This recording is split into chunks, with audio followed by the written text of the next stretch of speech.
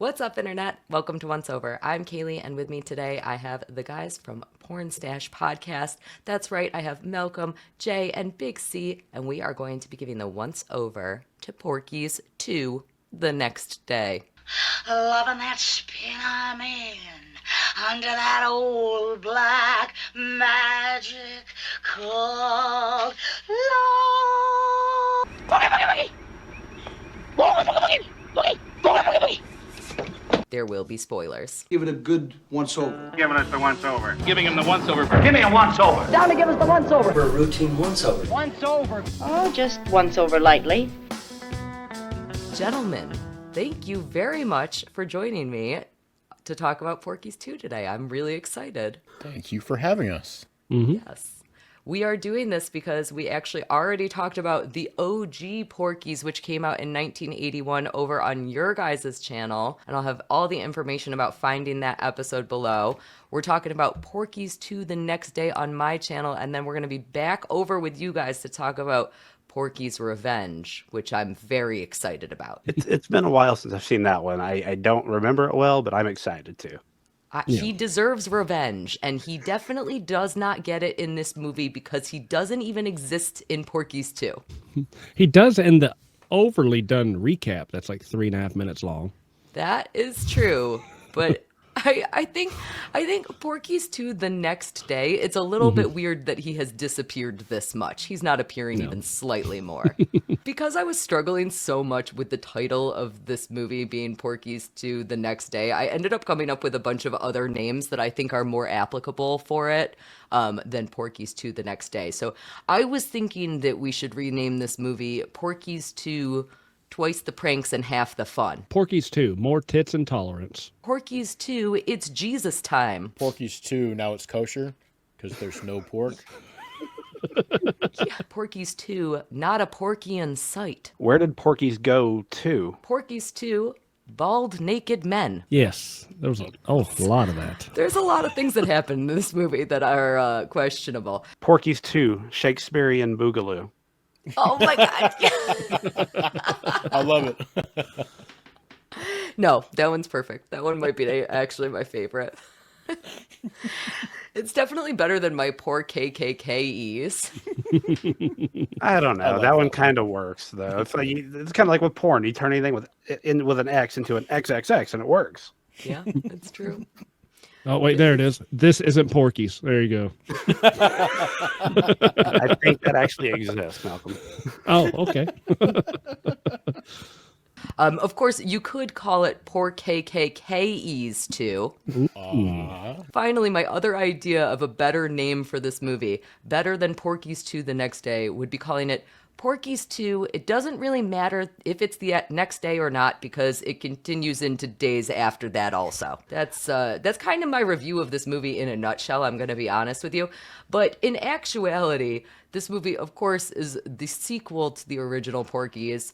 Again, directed by Bob Clark, who I absolutely love. I'm a huge fan of his version of Black Christmas. I'm a huge fan of I'll Remember April. And this movie came out the same year as one of his other films, which of course was A Christmas Story. Porky's 2 was nominated for Worst Picture this year. It unfortunately lost to Krull, which I think is hilarious. Huh. But, you know, it's debatable. Have you guys seen Krull? I have not. No. I'm definitely familiar with at least the poster. Yes, Yeah. it is. It's pretty infamous. Pretty infamous. This movie was also co-written by Alan Ormsby, who I'm actually a really big fan of. He did Deranged, Death Dream, The Substitute, and Bob Clark also co-wrote it.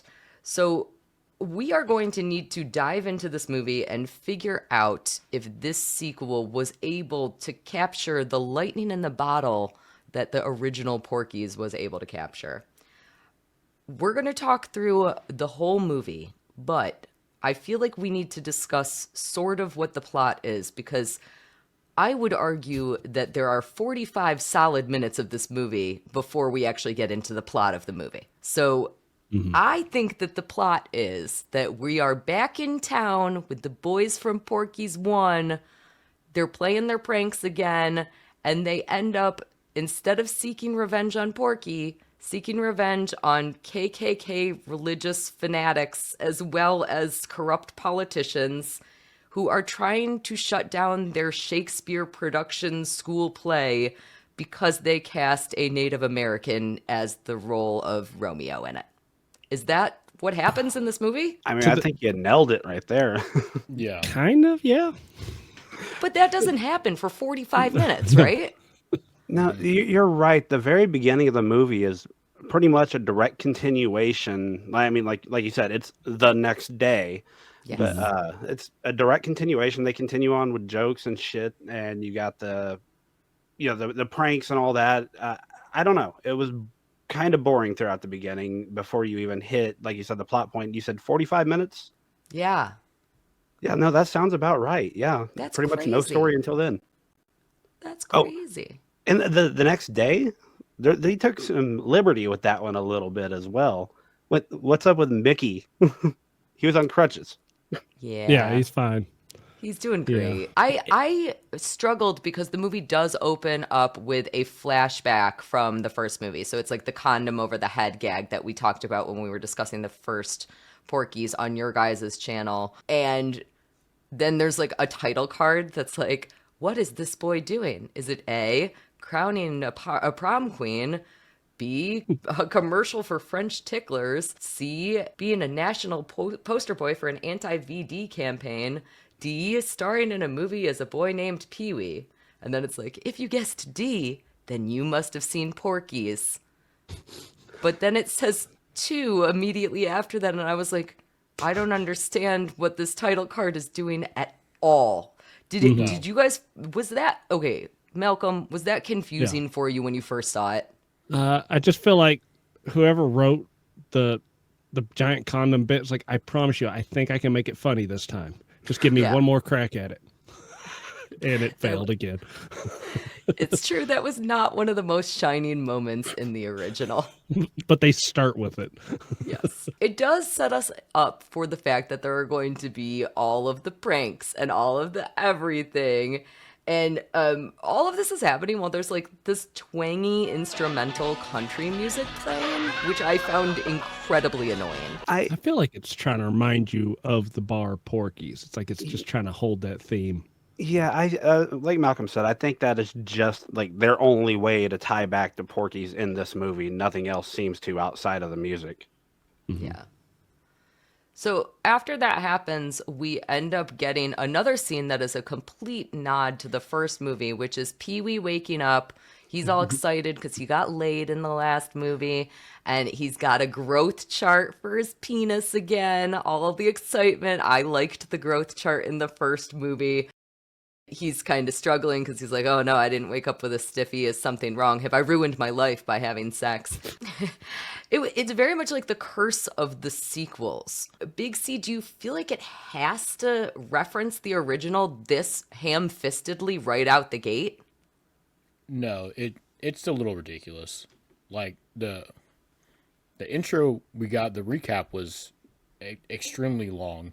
Yeah. And then we get this bit, which we got the first time, and God, no, we didn't need it shoved down our throats. We know it's the fucking sequel. Like, anyone watching this has to have watched the first one. That's why they're here. So, to review. Yeah, I don't know, it made no sense. And, again, I like the idea of a funny, rompy sex comedy, but where are we going with this one is kind of what I'm thinking in these first 10 minutes. It's like, okay, well, I got all those jokes in the first one. Why wouldn't I just watch the first one a second time? Mm-hmm. Yeah, the first half kind of felt like if you made Porky's a TV series, how they would done it. They would like try to hit the same pacing. It's like every episode would be like the same little bit. That's what it kind of felt like for like the first 30. That's really interesting. So this was very much rushed. So the original movie came out in 1981, and this was filmed, edited, and released all within like 11 months of that first movie being released. That is a very quick turnaround. So they probably cut some corners on it based on that. And I think that you're totally right. The pacing feels very different.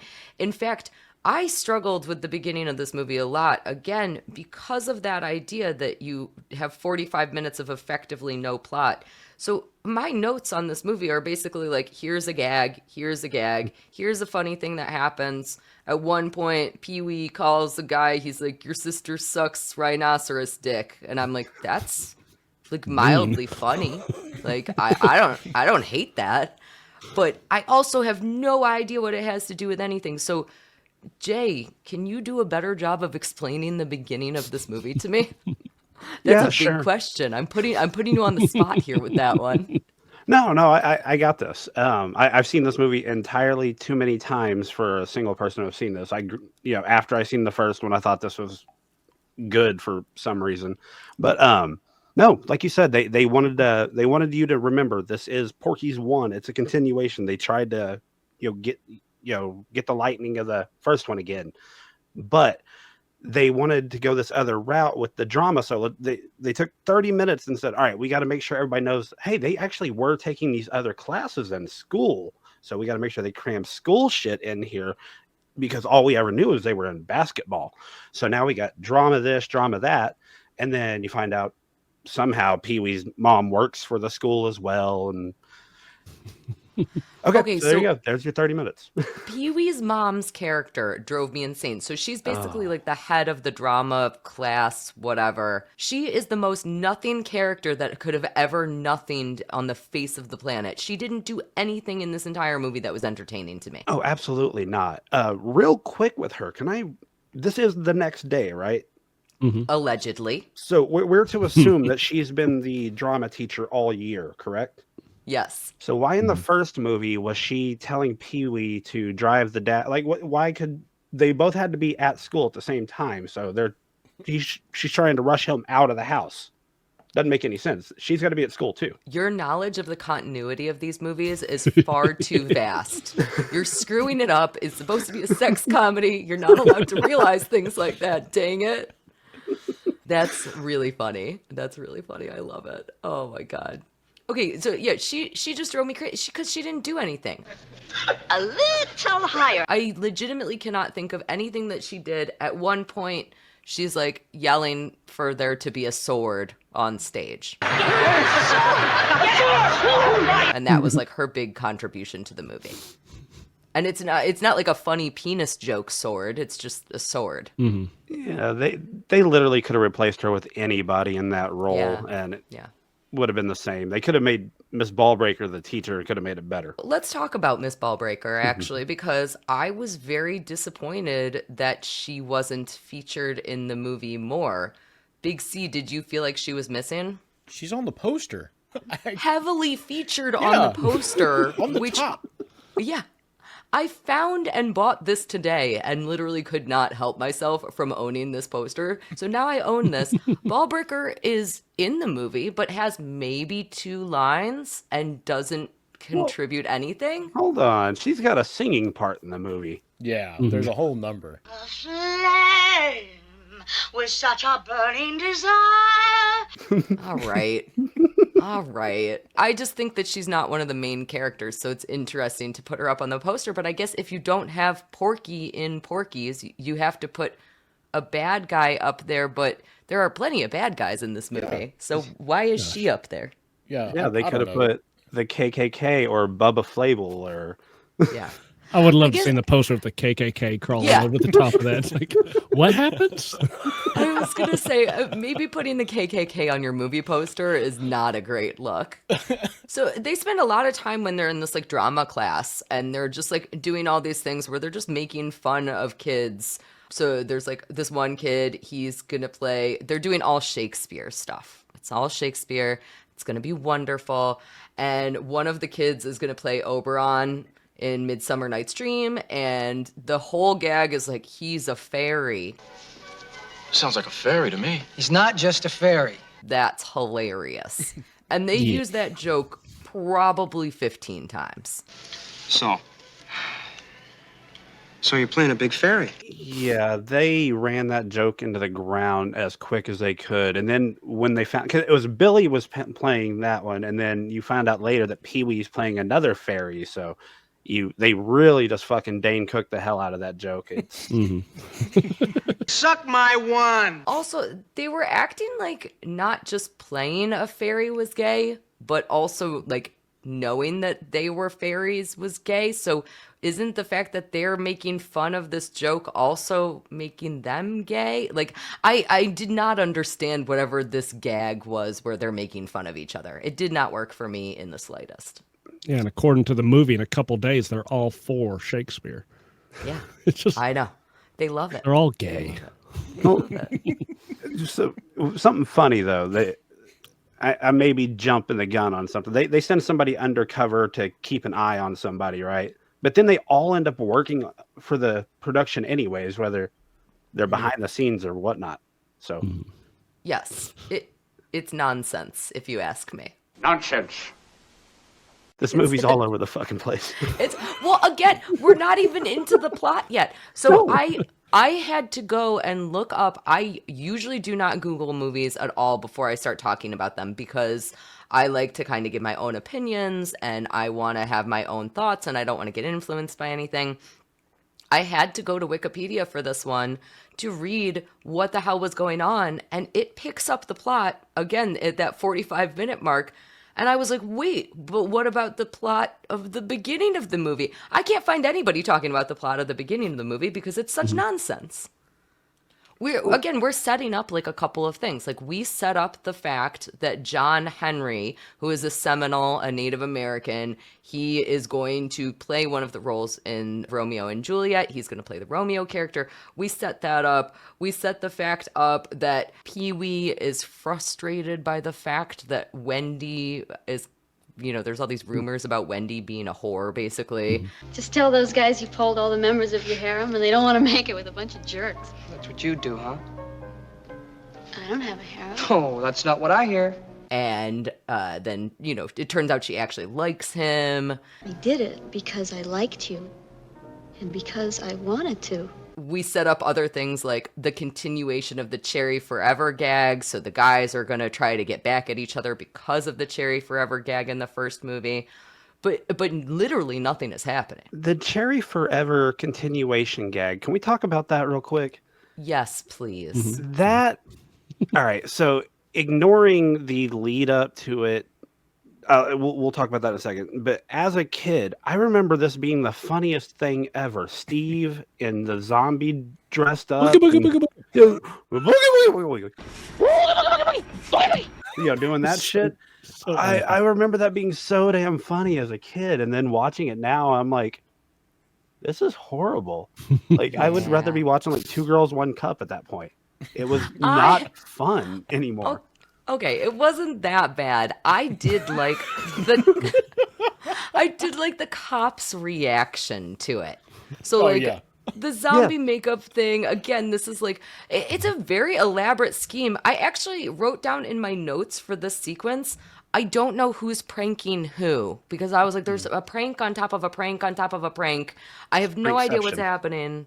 Exactly. And I was like, I don't understand what's happening, but the zombie makeup in front of the cop car kind of got me. I thought it was, the cops are just like, what the fuck are you doing?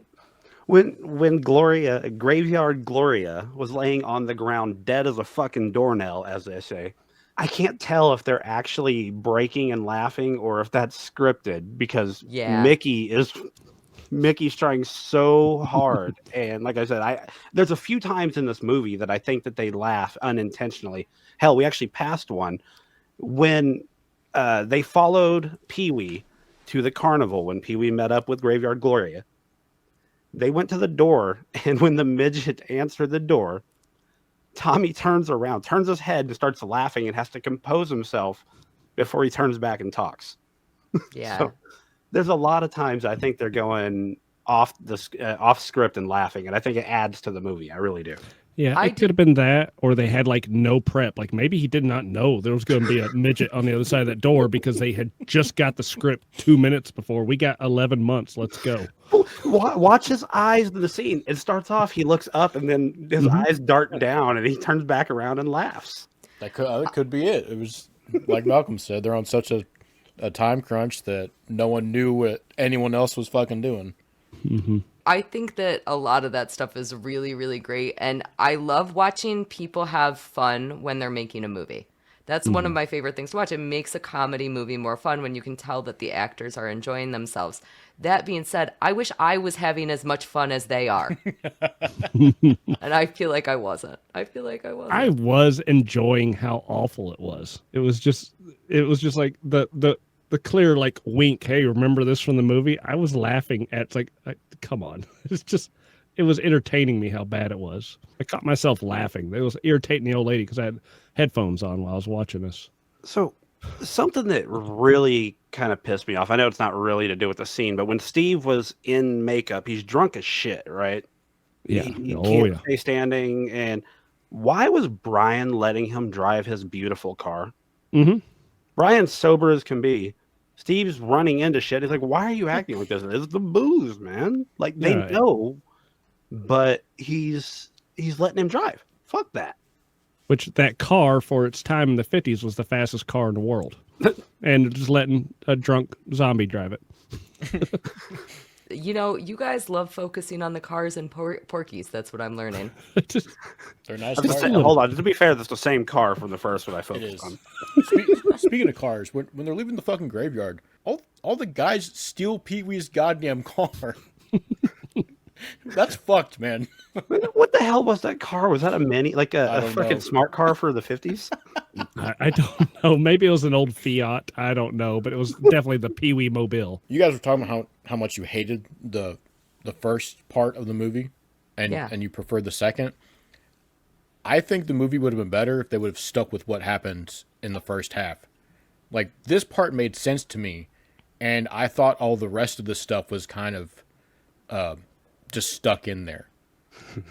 Like, this first half to me is the movie. The rest of it, I don't fucking understand a goddamn thing that's going on. Yeah, I can kind of agree with C on that. The first half actually feels more Porky's like. The second half does feel like a completely different movie. But a couple things we overlooked in the first, we just said they did pranks. There was a few that were actually pretty funny. So when Pee-wee's going around trying to find someone to gangbang the guys, he goes and talks to, I forget which one it was, but as he's talking to him, he hands him a tray of frogs and asks him to take it to somebody. It took me a while to notice what he was doing with the frogs. Zoom in. I wasn't focused on it yet. Yeah, you don't pay attention as he's doing it, and so neither did Pee-wee. So Pee-wee takes this tray of frogs and sets it down, and they all have their hands with a toothpick or a pen. Make it look like they're fucking jerking off now. Yeah. I just want to point out also that looked so good. Like that special effect, that prop, I was like, wow, it really looks like those frogs are jerking off right now. Great job. They're probably real dead frogs with matches in their belly.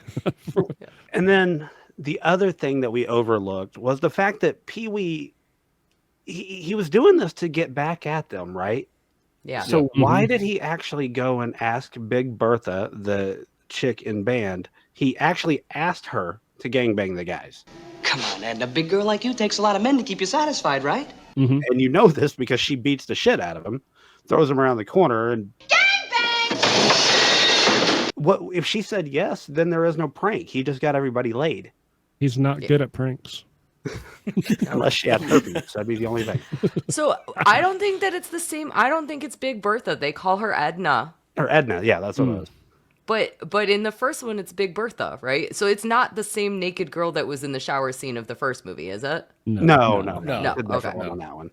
Yeah, whatever her name is. Yeah, it was the one that he talks to, the tuba player or whatever that throws his ass on the ground. Yeah, but so if she said yes, then there is no prank. So what was the point?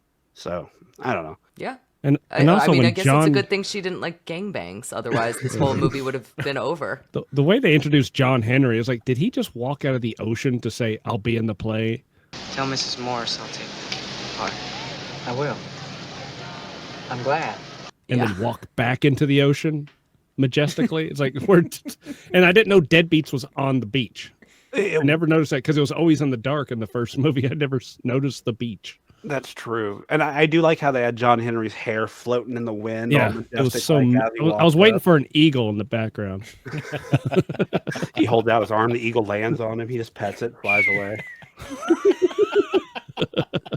So very majestic. Jay, I think that you brought up some really good points there. And I think that Big C, you were absolutely onto something too. This does feel more like the original Porky's, these sections. And the second half of the film, it almost feels like this forced plot. And as I was thinking about it, and as I was criticizing the fact that there's no plot in this movie until 45 minutes in, I don't know that there's really a lot of plot in the original Porky's either. So, why do we need to have multiple bad guy groups? We don't need both the KKK and the commissioners, and we don't have to get we don't need all of that. It's insane. Well, you jump back to the first movie, they had the multiple bad guys in the first movie. You just don't really think about it. Yeah. We talked about the unnecessary bad guy in Tim's dad. We didn't need him. We don't need the KKK here. The commissioner's kind of a needed part for the story, if you want to call it that. But the KKK could have been cut out. I mean, shit, we could have done with Bubba Flavor, whatever the fuck his name is, and the commissioner. But yeah, you could have cut out multiple villains and had more funny shit going. But once again, they did the same thing in the first one. You had Porky's, you had his brother, you had what was the other one? Now I'm going blank. But you do need people to play pranks on, but in this one, it doesn't necessarily feel like pranks. It feels like the KKK are really actually awful people, so maybe we should do actually awful things. Like, I feel like Porky got the short end of the stick more in the first movie than the KKK got in this movie. Yeah. I love what they end up doing with the KKK in this one. I do too. Both of these movies are very, I believe Malcolm said it's kind of a PSA on against racism and the first one was race, Jewish this, Jewish that. This one's Seminole this, Seminole that. And it's just everything ends up being like a PSA in these movies. And I didn't really notice that until, I don't remember if it was C or Malcolm that pointed that out in the first review. But that actually started to get annoying. And I think that's the reason they include these in here, is to make them look stupid and push the, whatever narrative they're trying to push at the time. Yeah. That is an interesting point. I don't want to think about this movie in the context of being more interesting than it is, though. I legitimately, I was kind of trying to think about what social commentary exists in this movie. And then I was like, no, suppress all of those thoughts. Don't think about it at all. Just look at the frogs with penises. Don't worry, there will be old man dong coming very soon. It doesn't feel like, I can almost argue more that in the first movie, I would prefer to have those sorts of legitimate thoughts about the movie as a whole and the social commentary. Here, I just had no interest in doing it whatsoever. This movie is silly. I think that's what I'm getting at here. It was just a silly. So this was the first time that I ever saw this movie. I bought this poster before I watched this movie. Really? So how do you feel about your purchase after you watched it? I think that it belongs to Jay now. Jay, I think you're getting this poster because I think that, we have to wait until we get to the thumb ratings, I suppose. But it seems as though you might prefer this movie a lot more than I do. Well, like I said, this is one of those things that I watched as a child. That doesn't necessarily mean it was good. It just means that it's nostalgic. Yes, absolutely. And, there were moments in this movie. This is me jumping all the way ahead, and we will get to the scene once we, again, get into that kind of meat and potatoes of the plot here. But there is a sequence where there is a vomiting thing. And I love it when movies do vomiting sequences. I want everybody in the room to be vomiting a la Stand By Me. I think that is the most perfect thing you can do. I want it to be like Triangle of Sadness. And that feels very nostalgic for me. So that was a scene that I quite liked in this movie. I liked the puke scene, I guess is what I'm trying to say. It was very, I know this is way back in the past, but it's very Family Guy, that scene when they took the Epicac and everybody starts throwing up all over. Yeah. Okay.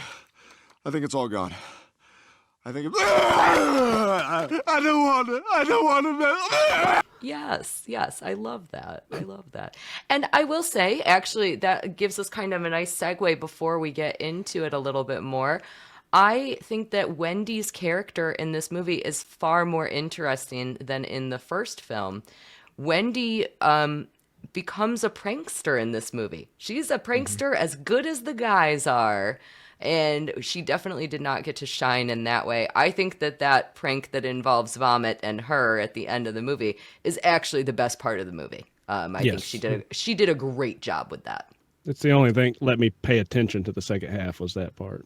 That's so funny because I absolutely hate that scene. But, because it's annoying, or for another reason? Yeah, it's the annoyingness of it. I get it. It's absolutely necessary. They're over the top for a reason. Oh, it's so cringe. It's awful. You know what? It reminded me of Jerry Lewis movies. Yeah. It had that, like, it just kept getting more uncomfortable and more chaotic. I thought it was great. I absolutely loved it. We have to just talk about that scene now. I know it's not until the end of the movie, but we're so close, and I'm all excited about it. I loved that scene. So basically, what we get to see is Wendy is trying to embarrass the commissioner after he has screwed over the group of kids, and so she shows up in this like patriotic red, white, and blue outfit. It's all sequins with paparazzi. She's got a boa, big fake boobs, because that's where she's holding the vomit. She's like loudly announcing that she's only 17 years old. And sweet 17 and never been kissed. It was so romantic. I was a brownie in his wife's Girl Scout troop. It's pretty good. She's like screaming things like, "I can't have our baby alone." I think my favorite one-liner she said during that whole scene was she turned around to take a drink and she goes, "Where's my cherry?" Hey, where's my cherry? Who got my cherry? And she's like, "Bobby, did you get my cherry again?" Bobby, did you get my cherry again? Can't have both of my cherries. You can't get a girl's cherry twice, you sly goose. I loved it. Funny parts. It's just so cringe. It's rough. My favorite line in that whole scene, I'm pretty sure that at one point she says, "Your ass sucks canal water." Did I hear that correctly? Your ass sucks canal water, buddy.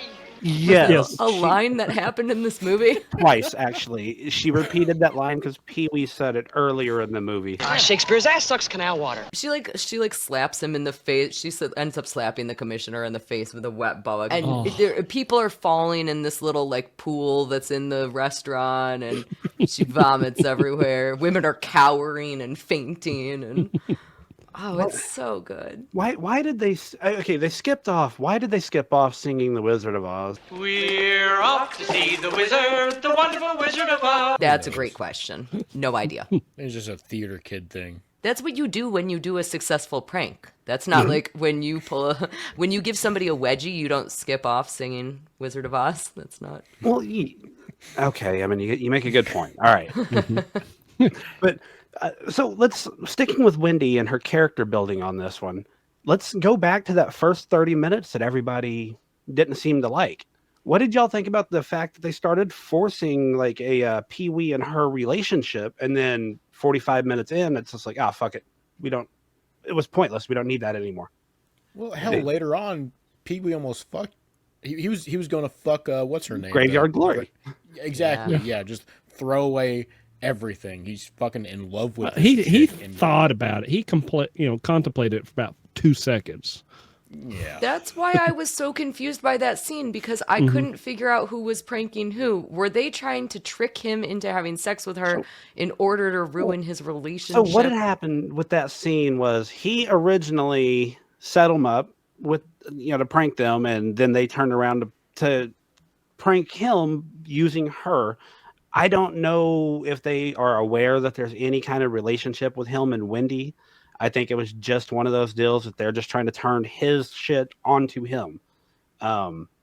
Wasn't funny. Her acting was atrocious. I guess I don't think I've ever really used that word, but atrocious is what I can come up with.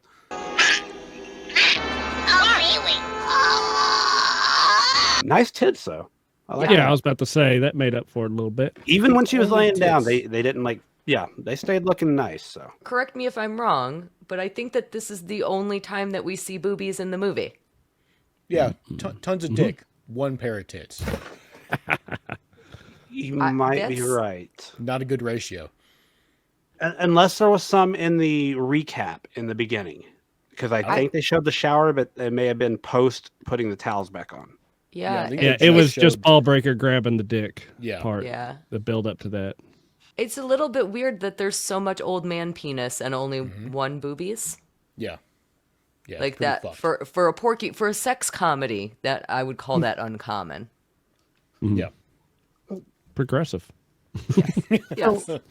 I don't think we really spent enough time talking about Ballbricker. Like we talked about just her a little bit. Her character in this, though, like she is still she's still the teacher or whatever, the gym coach. What is her role? I guess gym teacher. I don't know, but and then the other guy is still there, the old coach. But the other three are gone. And I don't know if y'all caught, but he does make a comment about firing the other two. Can't be. I fired them. Y'all caught that, right? But it's they had to the end of the year. No, he when she's fired him on the spot. Yeah, so when she's in the bathroom and Tommy pulls his prank off, and she's screaming from the bathroom, he hears the yelling and he goes, "It can't be. I fired them." Right, So- but in the first movie, when he meets him at Deadbeats right before they make the big homicide plan, he goes, "I'm gone at the end of the year." Yep. Yeah. So more continuity problems. Right. Yeah, it doesn't line up, boy. But why is it the next day? No. What my main problem here though is Miss Ballbricker is a gym teacher. Have you ever seen a gym teacher in a knee or further than knee, like a knee to shin long sweatshirt? Yeah, what teaching the gym class? the fuck was that thing? That was really, really crazy. I hate to talk fashion. That was retarded.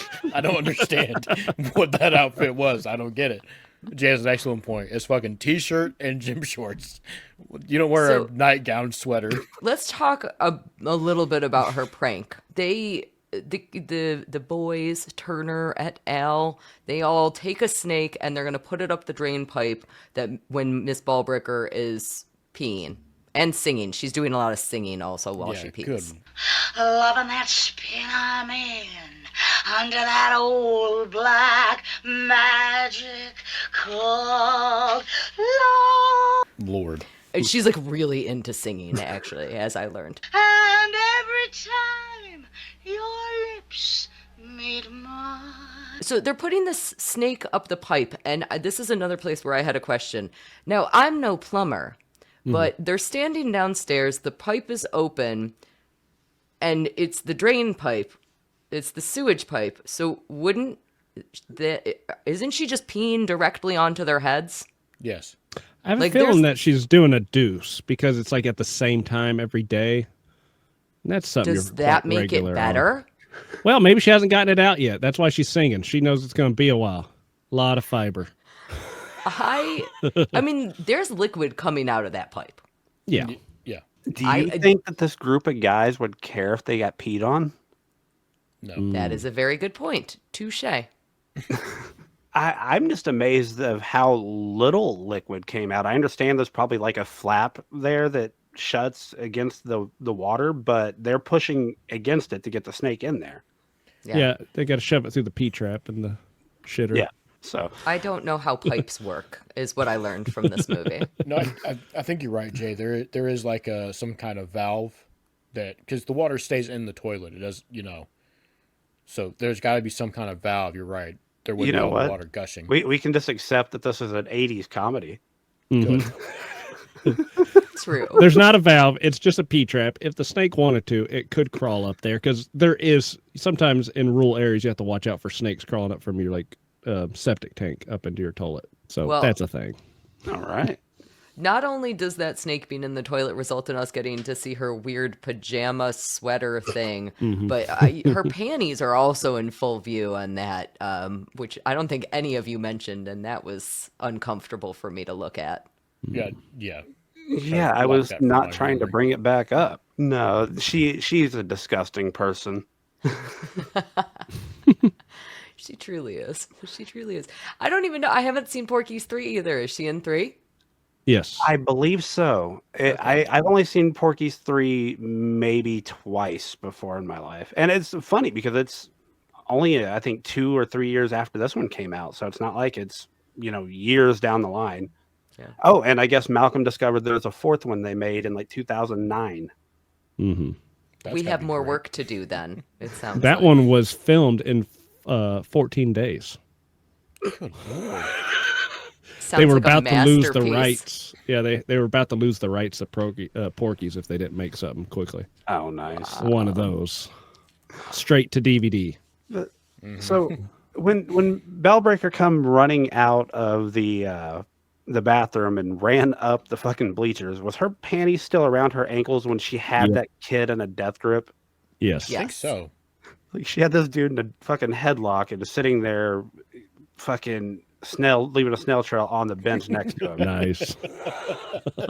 Ew. And if she was dropping a deuce, she didn't wipe. I'm just No. She dropped it on the way out because that snake would have scared it out. There's a trail of nuggies on the way. Yeah.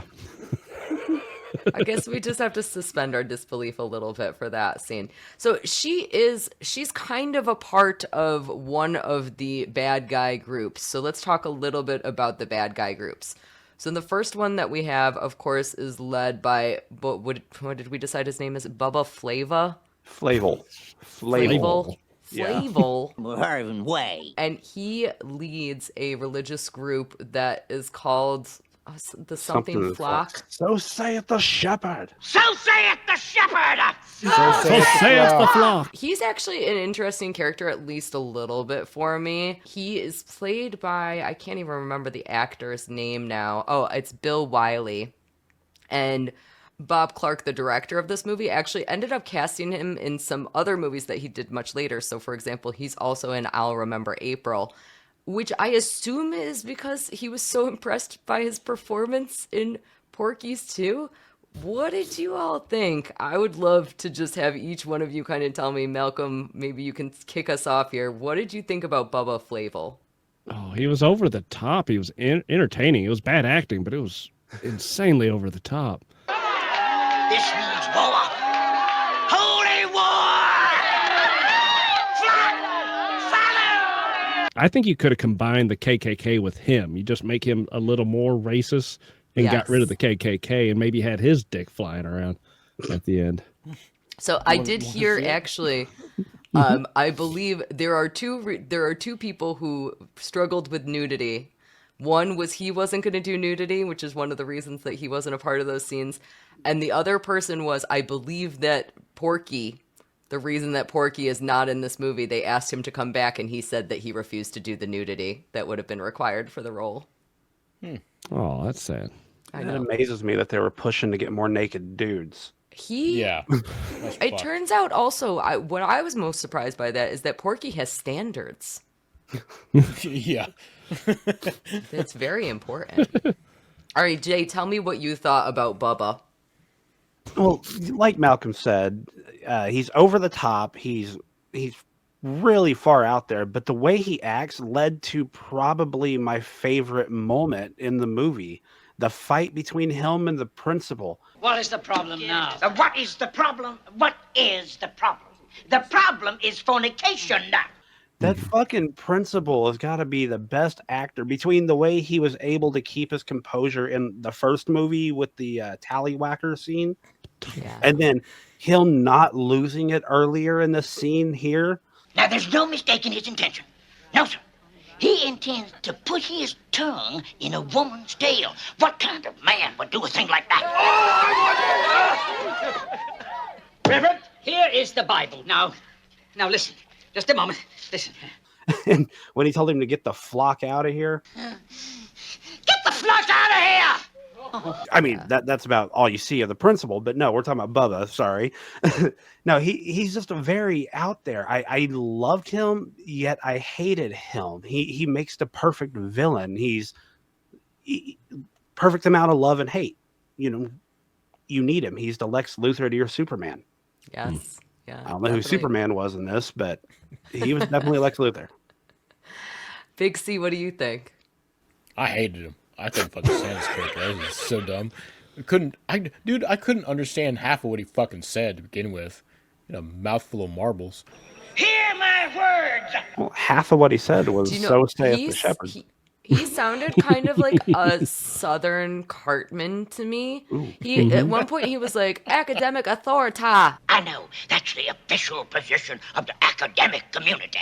And I was like, what the fuck is happening right now?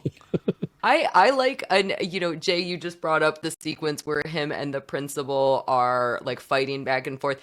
Not only do we get the flock out of here line, but they're also like screaming Bible verses back and forth at each other. Yeah. Which Song of Solomon, chapter 5. Devil can cite scripture for his purpose. He can cite Shakespeare too, Reverend Flavel. That is a funny thing to do when one of your villains is a righteous flock of religious weirdos. It cracked me up because you got one yelling, was it Shakespeare scenes, like the shit that he thought was inappropriate and why they're trying to get it shut down to begin with.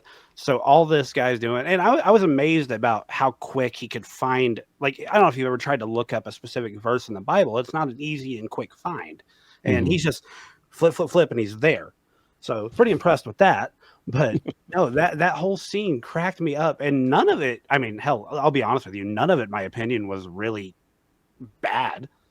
Whether it be from the Bible or from Shakespeare, none of it sounded inappropriate to me. When he was circumcised in the flesh of his foreskin. Let's talk about one of the other villains who at first starts out as not a villain, and that, of course, is Commissioner Gabhart, which excited me as somebody who likes to make fun of Opie on Who Are These Podcasts, because he likes to go to a bar called Gabhart's. So I kept trying to find good little drops here and couldn't actually find any.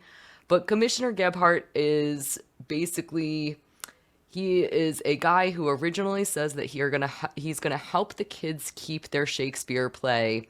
However, he is easily bribed to not do that by Bubba, when Bubba basically convinces 5,000 people not to vote for him if he allows the play to go on because it's so inappropriate. Reverend Flavel's petition to stop the Shakespeare Festival. 5,000 signatures. 5,000? 5,000. And every one of them prepared to vote against you if things don't go their way. The way Gabhart was introduced, I thought he was about to be a badass. He talked back to Bubba. He didn't let him talk down to him, didn't let him tell him what he was going to do. Gabhart seemed like he was going to be up front and, just handle his shit.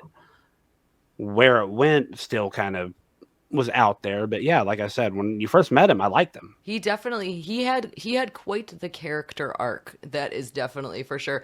And again, I thought that he was going to be kind of a good guy and a helpful character to the kids, almost more than I thought that the principal was going to be, until he spends that one moment where he kisses Wendy's hand as the kids are leaving his office. And I was like, oh, he's a pervy McPerverson is what's happening here.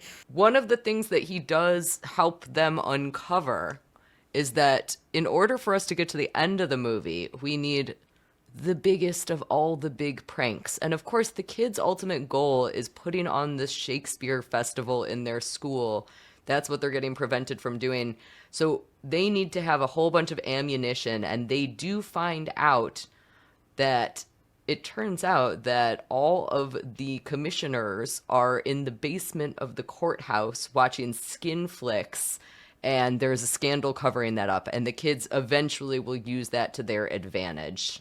Now, I'm going to point something out.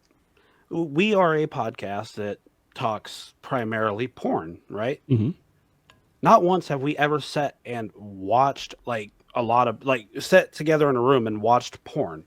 These are people sitting in a room and making commentary talking about the size of the gentleman's dicks and how big their bush is. And We do that. We just do it on Discord. We have, hey, go back to how I started that sentence. We have never sat in the same room watch. No, we just animate little characters that do it. Exactly. That's it's definitely a weird thing. You reminded me. First of all, before we move on from that, my favorite line from them all discussing things was one of them going, This director must be the Cecil B. DeMille of pussy film. and I was like, oh my fucking God, that's so good. But you know what it reminded me of that I feel like we all talked about over on your guys' channel when we were reviewing Girl Next Door. Aren't there people watching porn sitting next to each other in that? And we talked about that. Yeah, that pillow was not separating them enough. Yeah, which I feel like that's the same kind of idea where it's like, okay, why are we doing this? To make it okay for what we do, Malcolm, is if I did get a boner, you're not going to be right next to me. No, you're just going to tell me about it. Well, yes, I might describe it, but you're not going to see it. There's something about being in a separate room that is important, very important. No. You don't want to be like the frogs on that platter next to each other. That would be uncomfortable for everybody. So my favorite line, I think that they said was, and I don't know why, because it's a stupid fucking line, because if your dick grew wings, you can give your secretary a flying fuck. Yes. What the fuck was that? I like it. It's unique, so creative. The commissioner's office looked like the governor's office in Blazing Saddles. Mel Brooks's office in there when he's fucking the secretary. I cannot disagree with that at all. Okay, so this also confused me a whole bunch. So at this point, again, we're in the heat of what is actually going to happen. We're setting up for all the revenge in the movie. We're setting up the pranks. We're doing all the things. One of the things that has happened is that the kids have been banned from putting on the Shakespeare Festival. They have been told you're not allowed to do it. Therefore, the superintendent of schools has ordered me to temporarily suspend this production pending that hearing. The principal told them, you can't practice here. However, if you want to practice, here when I'm not, if you want to practice not under the, guise of the school, you can kind of do that. They get completely banned from doing it though. And apparently there's now, the religious group has a hearing scheduled about this interracial kiss that's going to happen between Romeo and Juliet. And so now it has been officially suspended. The play cannot go on. However, 2 scenes later, magically, the Shakespeare Festival is happening. Mm-hmm. Did I miss something in between those two things? Yes, actually, there was a point when Gabhart was talking to them, and they're like, what happened? And he said, don't worry, this is all part of politics. In fact, right now, your principal should be receiving a call saying you got to go ahead for the show. So that is actually mentioned. It's a very short. Then the petition is what makes it where the police show up. Yes, and the police showed up midway through the actual performance. Okay. All right. That makes a little... I did not follow that series of events, so I'm glad that I understand that now. I know this is going to sound weird because we should just automatically understand, but did we ever explain why the Klan was actually the villain in this movie? Like what they've done? We just kept talking about the Henry. Klan. Yeah. Yeah, they just you kind of hear them off camera. Like you don't see them, you just hear a voice. Who did they hung. Yeah, they hung the body of the doll of the Native American, and then they beat the shit out of him. Yeah, and it's always off camera. You just hear a menacing voice. When the guy was hanging up the mannequin in the auditorium and shit, I thought it was the Reverend. I did too. Initially, I had no idea that it was anyone else. Yeah, and I think that would have been a lot funnier if they would have stuck with that idea. But no, wasn't him. No, that was when the KKK come in. So yeah, I'm sorry. I understand. We should all just know why the KKK is bad, but I wanted people to know what they did in this movie.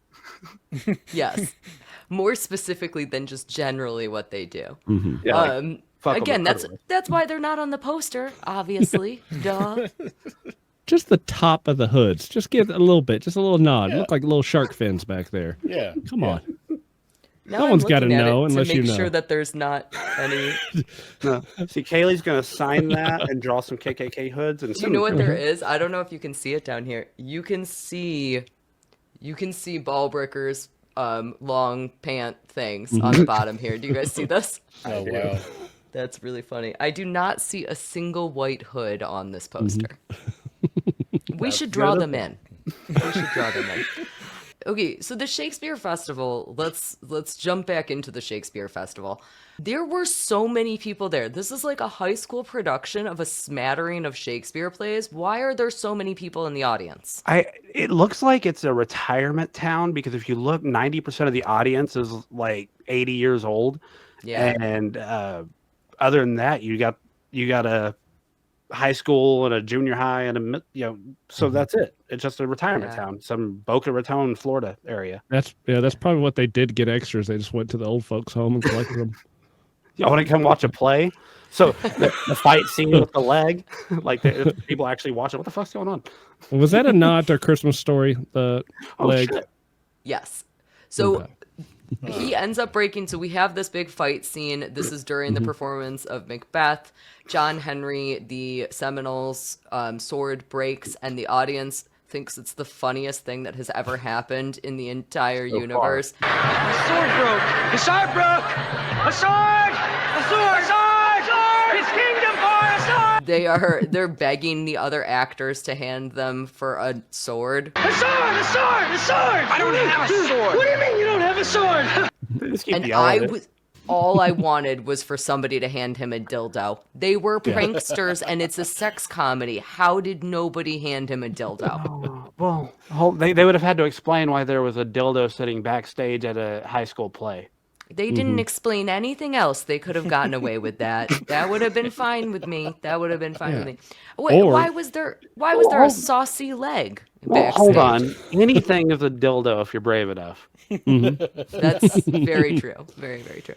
Yeah, he ends up doing the sword fight with that leg lamp from A Christmas Story, which again, same director, and came out just about 6 months after this movie did in 1983. So these movies both came out the same year. Bob Clark really loved that leg lamp. It'd be funny if it was the same lamp, like the same exact leg. I believe that it is the same, and that the only difference is that in A Christmas Story it has a black shoe on, and that in this one it has a red shoe on. I believe it is the actual same leg. I was trying to figure out also, I couldn't entirely figure this out, which movie he filmed first, because again, the timelines for both of those movies was relatively tight. So I think that he had finished, I think he was probably working on both movies at the same time, but obviously finished this one first since Christmas Story didn't come out until much later. Well, 6 months later. That's not much later, is it? He probably did Christmas Story first and had it saved up because a time frame on that, and the other one you just film until it's ready. Yeah. I do know that he had really been begging to do A Christmas Story, and the production company said, you cannot do that movie. We don't want you to do that movie. And he used Porky's 2 as a bargaining chip. So he basically said, listen, I'll do Porky's 2 if you let me do A Christmas Story. So we have this movie to thank for A Christmas Story, which is one of my least favorite movies, I'll be honest with you. So I hate Porky's 2 even more is what I'm trying to say, I guess. But I think a lot of people do like that movie and would be very happy to know that. I like it less and less every year. It's not funny. No, it's really not. There's nothing about it that I can go back and laugh at. I can watch, I know, it's a completely different movie. I probably shouldn't even be getting into it, but yeah, no, you're right. There's nothing funny. I don't know how it's a comedy. Not funny at all. I, as a person who is Jewish, I grew up not watching that movie ever. So I didn't see it until I was much older. And because of that, I didn't have any of the nostalgia for it that so many other people have. Mm-hmm. And I think that that's exactly why I never got that like big oomph about it. I will say that the comedy about Judaism in Porky's 2 is funnier than the comedy about Christmas in A Christmas Story for me. Hands down. There's a lot of good Jewish humor in Porky's 2 because towards the end of the movie, when we do finally get to see the KKK getting their comeuppance, we get to see the Jewish schoolboy teaching them all about a bris and a circumcision and the tools that we use to do that. What in the fuck is a bris? Good question. Well, a bris is a circumcision, and a moil is a man who performs a bris or circumcision. And this instrument is a zemmel. And a zemmel is used by a moil to perform the... I enjoyed it. I thought they did a really, really nice job on the with how smooth they got most of the guys' heads. I was very impressed. Line up, boys. We'll most certainly have to retire this zemmel after this job. Perhaps one of you caught this also. I was just personally curious if, you know, at the end of the movie, you get to see that all those guys' heads are shaved. They've shaved their heads. But you also get to see their penises and their bare butts. And I kept meaning to look at if any of the KKK guys were in fact circumcised, but I never... I did not pause the movie. I was, and all that I saw were circumcised. I don't know if they were trying to lean. They all got circumcised. I would imagine they'd been a little more unhappy. I didn't pay that much attention to it, but since we're already talking about the naked KKK dudes, there was a scene, and like I said, I've seen this movie more times than I'd like to admit, but there was a scene that I've never noticed before, because this one does the same thing where it goes into the credits at the end. Yes. And there's a scene rolling while the credits are going. Well, this chick starts hitting this guy in the head with an umbrella. Did y'all see this? Yep. And he tells her to stop, and she doesn't stop. And he fucking grabs the umbrella, pulls her out of the stands, and slams her ass down. And then he tells her, don't just lay there spread eagle like that. It's obscene. But don't just lie there all spread eagle like that. It looks obscene. While he's standing there butt-ass naked. Yeah. And then he starts getting hit by somebody else, which is kind of funny. Okay, so I know that I earlier said that I didn't want to do social commentary on this movie, but that's fucking hilarious social commentary, because that is saying it is totally okay for a man to do anything, but if a woman spreads her legs, you better shut those things. That's funny. Like that is the perfect way to do that sort of social commentary. I loved it. I don't know how I've never seen that part before. We were in the theater. We were watching the beautiful Shakespeare production with the leg lamp. But mid-performance, of course, the lights go on. The righteous flock comes in and stops everything. The principal's like, we're going to fight this. It's all going to be wonderful. At this point, Commissioner Gabhart has totally jumped ship, and he is supporting the flock. But he does ask Wendy to go out to this dinner with him, which of course is a sequence that we already talked about because I just couldn't help myself, gosh darn it. He also, during this like earlier part in the movie, he does make a point. Somebody says, oh, isn't she just 17 years old? And he says something along the lines of like, oh, well, in that case, I'll only put half a notch on my belt. Commissioner, she is only 17 years old. Oh, yeah? Well, I'll only put a half a notch on my gun. And I was like, that's a disgusting thing to say, sir. That was a rough one. I don't usually mind jokes like that, but that one felt really inappropriate. No, some of the stuff that gets said is like, there's a line and they're definitely tiptoeing it. And it was like that in the first one. We had a few parts like that there too. So I guess they're just trying to keep the, keep like the first one a little bit. But yeah, I don't know. I did not like it. I didn't like Gabhart to begin with. Like I said, I liked him initially when you first meet him. And then after that, no. Yeah, I've been watching that. Apparently, my cat is now officially trying to eat the Porky's 2 poster. Hey, maybe let's not do that. Hey. Can you not do that, please? Let's, there's very important things on there. There's Ballbricker's underwear and all of the, I'm gonna give that poster to somebody who likes this movie more than I do. Oh my God, I just realized that the tagline on this poster is, if you thought the night before was funny, wait till you see the next day. Shut up, Porky's 2. Are you? And now the cat's licking its own butt right in front of the poster. That's excellent. Good job, baby. That's hilarious. When I discovered you when you bought that, I was like, oh, so she liked the movie. Yeah. Yeah, that's what I thought too. I went to like the local record store and they had this and I was like, I can't not buy it. Like that is just the what a weird coincidence that they would have an original, and it's in great condition, let me tell you. I'm a very big fan of poster collection. I love a good one sheet, and this is an original one sheet that is in near perfect condition. So if I liked this movie, this would have been a great find for me. Great find. At this point in the movie, everything has just turned into a good old blackmail plot because the boys have recorded the courthouse dudes all watching the smut. And it is just, we are in blackmail prank format. The problem, I guess, here is that the stakes of the pranks are a little bit too high. I think maybe one of the things that I like in the first movie is that there's really no stakes. Like if things go awry, things go awry. Mm-hmm. Here, if things go awry, one, they don't get to do their beloved Shakespearean festival. And two, the KKK is okay. And we can't let the KKK be okay at the end of a movie. Like we need to have a resolution to that in some way. So the boys do this very elaborate infiltration of the KKK in order to get them places. They like dress one of the guys up as a KKK member, then they bonk one of the original guys over the head and like knock him out so that they can lead them into this place where they're going to do this hilarious Briss shaved head gag. So this part right here is one of those parts I was talking about earlier. Billy is the one that dresses like the KKK. Yes. Now, this is what I was saying earlier, is how they make them sound like they're just completely, lack of a better word, retarded. Yeah. Yeah. They're asking him, where are we going? We're supposed to be going this way. And Billy's talking to him like the fucking caveman, like, this way. Shortcut. Hey, where you going? The rally's this way. Shortcut.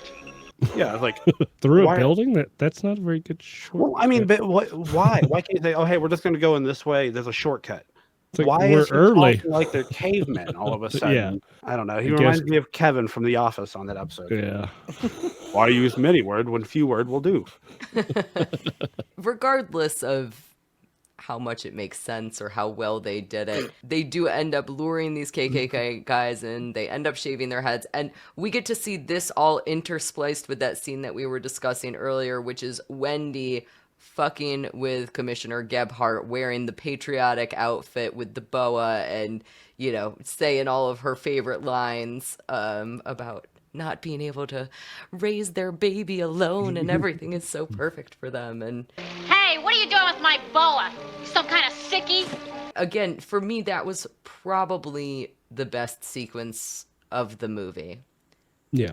I was going to say, we talked about the amount of crimes that was committed at the end of the last episode, the tearing down of the buildings, the destroying of the cars and everything. This one right here felt more wrong. You had the underage trying to be fucked by the commissioner.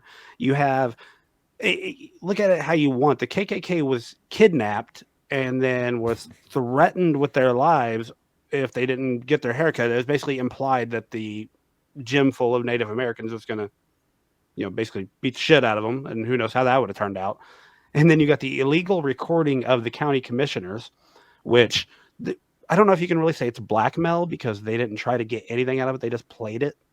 So, but there was just so much that seemed illegal that happened all of a sudden that I think it kind of makes Porky's one just not seem that bad. Well, I think it is something kind of similar to what we talked a little bit about in the first one. Again, I see your point about the differences, but I do think that these movies are all fun and games. They're all pranks until they get too serious. And I guess we'll see how I feel about the third one. But I feel like there is a little bit of that in both the first one and the second one, where it's like, okay, so we're playing funny pranks. Now we're 45 minutes into the movie and everything's going to go buck wild. And that sort of happens in the first movie as well, now that I think about it. Yeah, the first one definitely went from mild prank. You start off with the condom, the eggs, in the first one. You end with them destroying a person's place of business and a sheriff's station. progressed drastically. This one, same thing. It starts off the most mild of pranks. They tell Wendy that she's got to pretend she doesn't know Pee-wee, or that the sex wasn't good. And it ends with well, everything I just described. So yeah, these go from 0 to fucking 250, like, like that. Before we start talking about our final thoughts on the movie and what we would rate it out of 7 thumbs up, what have we missed? What were some of your favorite or least favorite moments in this movie? Big C, I'd love to start with you on this one. Oh, God, favorite? That's tough. Jesus Christ. Don't give away your review yet. You're welcome to just say least favorite. Oh, man. Threw you on the spot. I'll tell you, the fact that it's hard to think of one, that's what I always say makes me not like a movie. Whenever I am talking about movies, I'm like, I like movies that are horrible and that I hated, because anytime that I have an emotion about a movie, even if that emotion is, I fucking hate this and it was goddamn stupid and I hated every moment of it, if that is my reaction, then it got a rise out of me and I enjoyed it. When you can't think of anything, that is very indicative of the fact that there's a problem. I can tell you the thing that bothered me the most about this, and it's going to be the most minute detail of the movie, okay?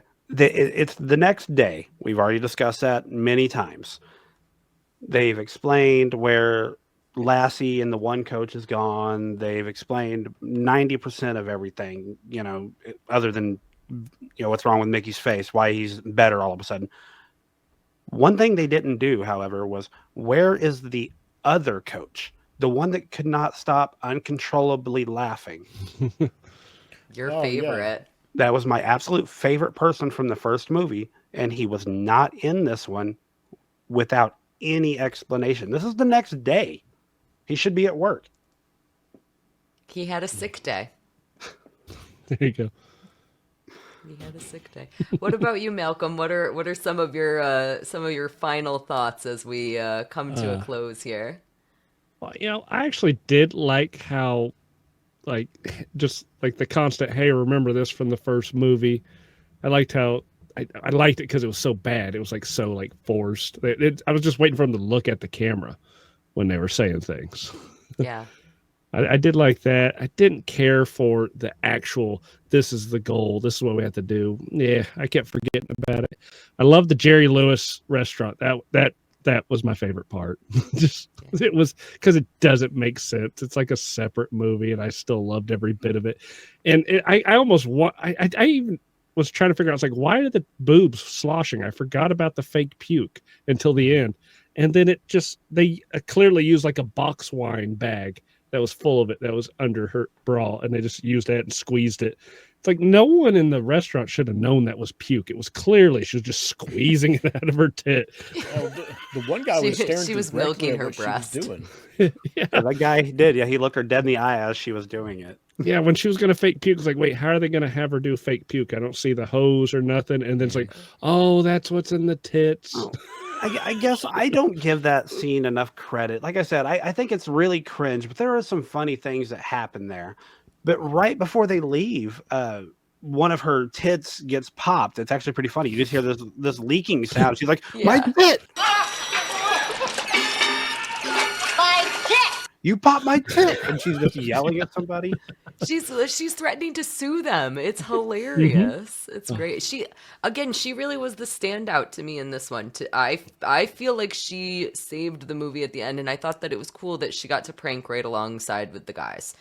Regardless of how I feel about the pranks, regardless of how I feel about the motives, I thought that it was cool that she was participating and she was showing off her acting chops, because obviously she plays Juliet in the Shakespeare shit, and now she's being this, crazy lady in a sequin dress. I don't know how to describe her her alter ego, I guess we could call it. Hey, really quick, I just remembered this. In the third one, Ballbricker is there because the guys are trying to hook her up with somebody. Ooh. Yep. I just remembered her. Something to look forward to. I remember her storyline in the movie. Yep. Oh, I'm excited.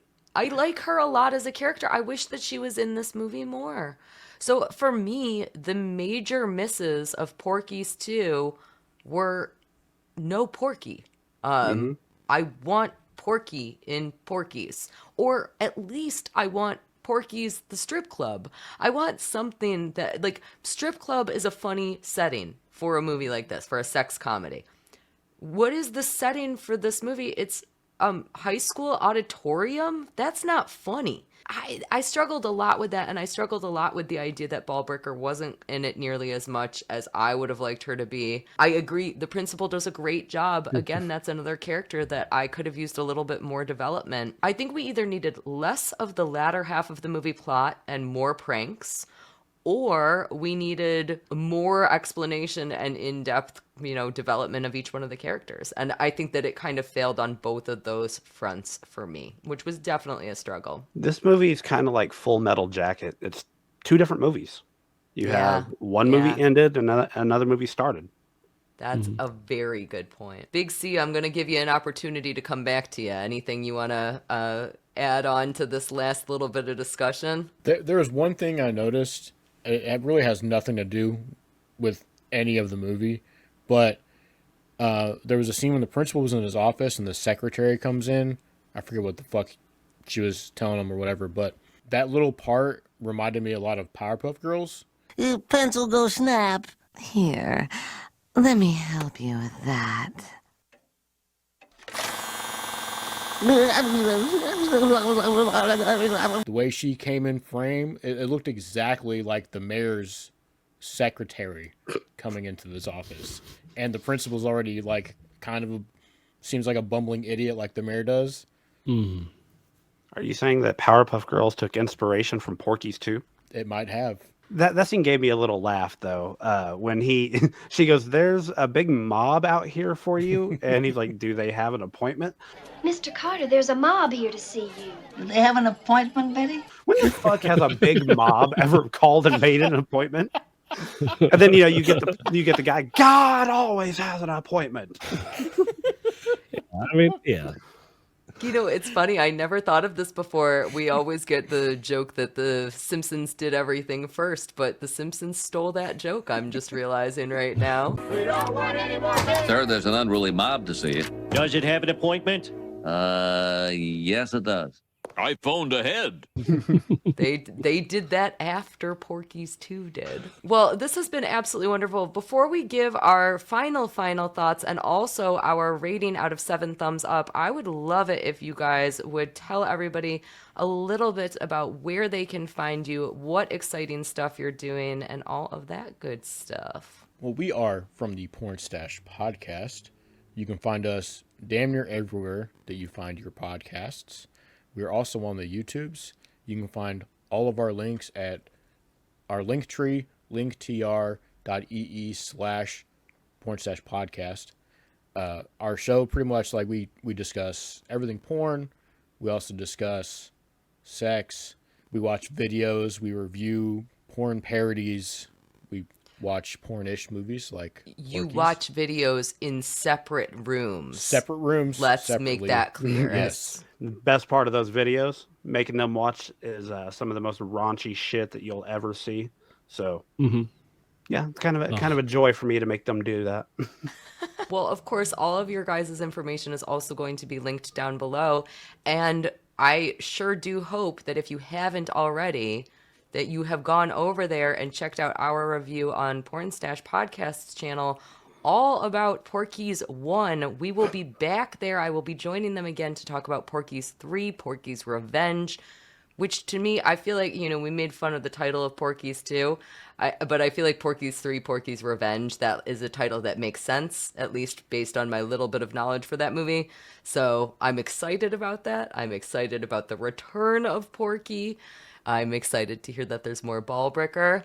But before we can talk about Porky's 3, of course, we have to rate Porky's 2 out of 7 thumbs up. So, Jay, let's start with you on this one. What would you give this movie out of 7 thumbs up? Oh, man. I'm not going to give it as high as y'all probably think I would. Like I said, this movie was a nostalgic thing to me. I went back watching it. It wasn't Porky's 1. Porky's 1, I gave an absurd rating to, but like I said, it's a top 5 movie for me. This one, not so much. The continuity issues.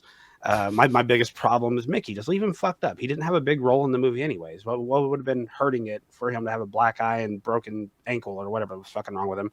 Either way, out of 7, I'd 2.5. Yeah. 2.5 at best. Yeah. Like it's not great. Shocked. Yeah. It's not great. It's got its funny parts. I could have done without the KKK. We could have done with more of annoying pasture and the flock. Why could the flock not have been the ones embarrassed, stripped naked? That'd have been funny to me. Although there would have been a bunch of old, naked, naked Ballbricker. Yeah. Yeah. No, I think I'm okay with the naked dudes. All right. You won me over on that one. 2.5. 2.5. I'm very shocked that it's that low. What about you, Big C? Let's hear what your thoughts are on this one. How many thumbs out of 7? This movie was all over the place.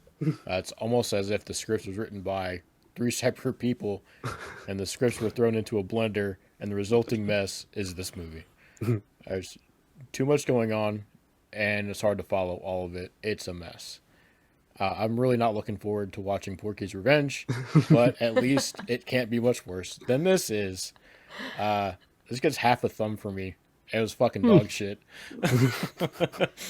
I'm not surprised by that one. That one, I think I probably could have guessed that you would have been in that vicinity of a half a thumb.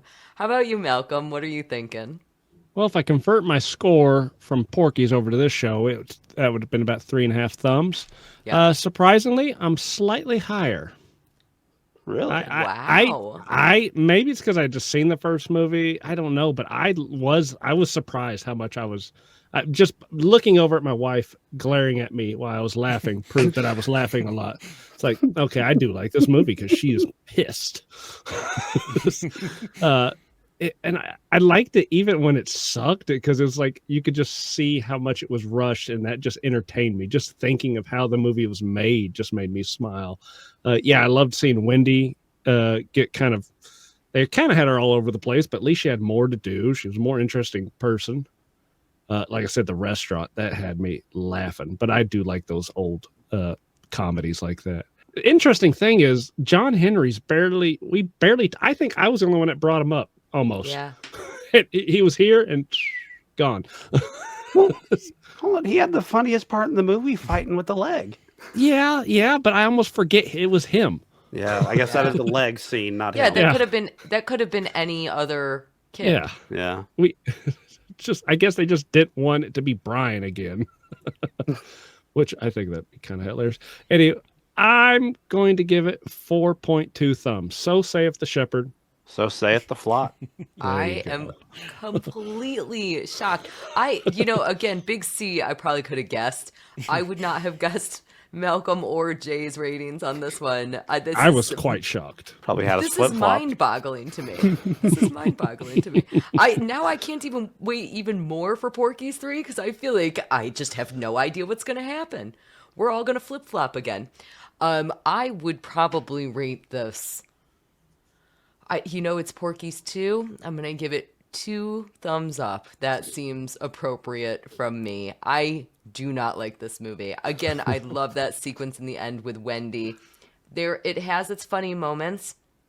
It doesn't have the Mike Hunt line. It doesn't have all of the joys of the original. And even though the characters are having some fun, I think that losing the setting of the strip club and replacing it with that auditorium just completely devours the entire movie into stupidity that it never recovers from.